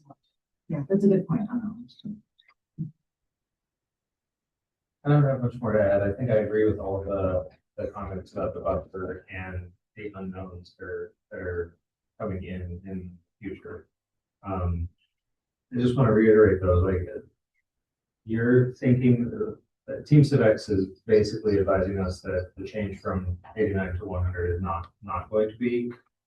Well, we elected not to do controlling, so yeah, we're operating in the dark a little bit, but it didn't, just from a gut level, didn't cause any great concern. So like anything around $15, that kind of range for assessed value, Jeremy didn't think was a big ask, so they didn't cause something.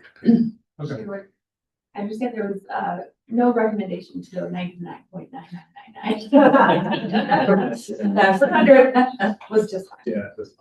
Well, I'll just say my comments. I'm a little bit on the other side, but around, so I value what you're saying. It makes sense. Just the other side of it is that these things stack up on top of each other. So it's a 30-year bond.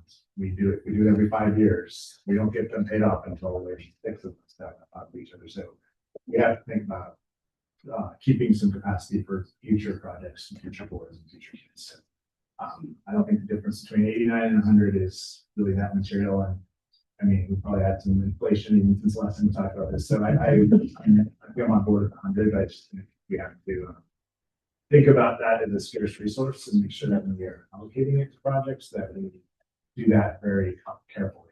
And like we decided not to do the fence because it was too expensive.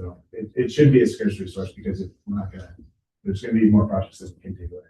I like the scarcity of the smaller numbers to sort of force the discipline, but I think I'm supportive of it. It seems like that. So Marla, can we make a motion to increase? Correct. So tonight it's being brought forward as a vote in case you wanted to vote on it. Motion to increase it and then.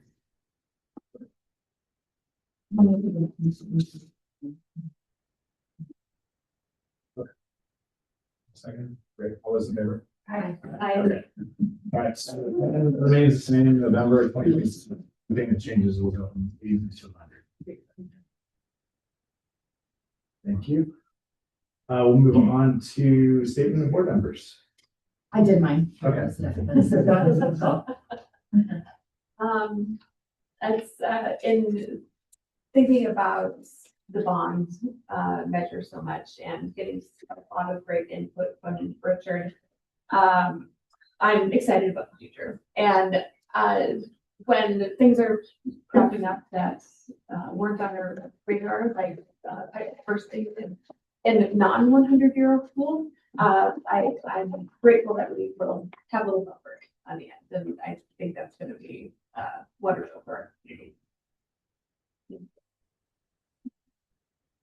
I attended the safety committee meeting, during the time between the last meeting here, and I just wanted to, thank the district for the continued sort of effort and data tracking and, focus on all of the aspects that are in safety. I know that's one of the things that comes up often when we think about schools and our children and everything, and the attention to detail and the programs that are happening there are great. Not a lot for me. I am visiting all of our school sites next week, and I am very excited about that. And we'll have more to report next week. Great, thanks. And I'm planning to join at least as many as I can of those meetings with Katie next week. I'm excited about that. I joined the district advisory committee, is that what it's called? Yeah, on Monday this week with the teachers and mainly teachers and board liaison meeting. I get those two confused. And I got some good feedback from the teachers in terms of what's on their minds, and it's a good venue for sharing information between the board and the staff and teachers. So appreciated that. I've been on a couple of these bond committee calls. Should we have some direction, but moved in a little different direction, so that's exciting. That's it for me.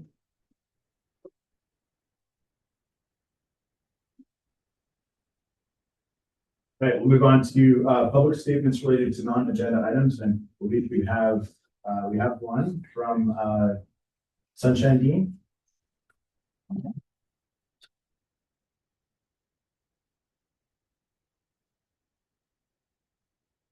Good evening. I'm here to bring your attention to the communication style of the district leadership and the demoralizing effect it has on staff. The biggest issues from my perspective are selective listening, misinterpreted feedback, and unanswered email. Besides routine HR questions, only the very loudest emails receive a response. When staff members share concerns with the district office and receive no reply, it sends a message that our needs are not important and we are not valued. I was somehow removed from the staff email list last summer and found out about district emails from colleagues days after they were sent.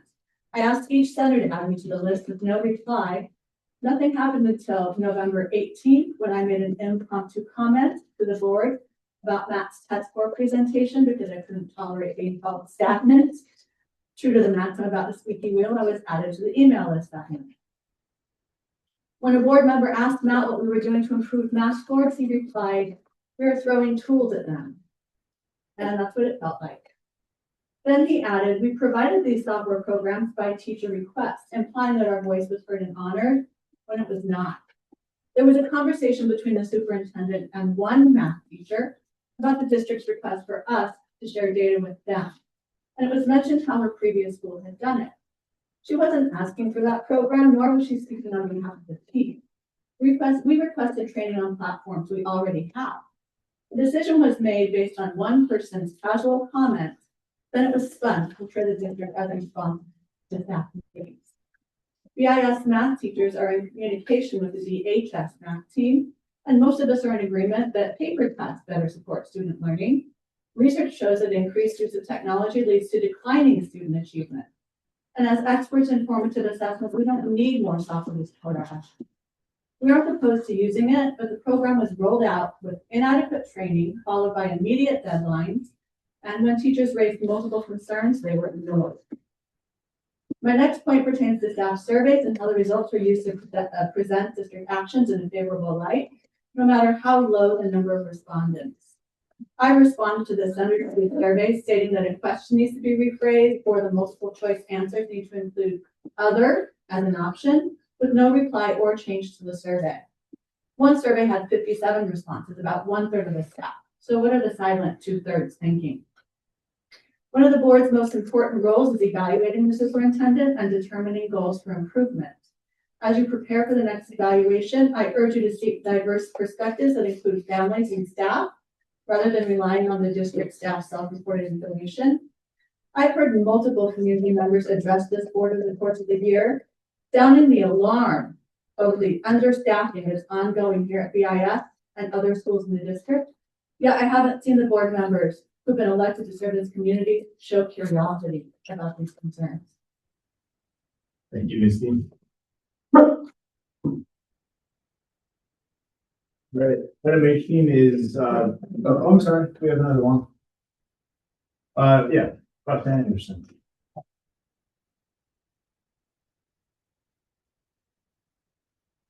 Hi, I'm back again. I wanted to quickly share my experience with my daughter being in Skillz. She is not receiving Bolton training. I had my IEP last week with her special ed teacher. Her special ed teacher said that she has 1 to 2 hours of online Wilson training. That is like sending your child who needs speech therapy to someone who's not a therapist, but has had 1 hour of online training on an overview of speech therapy.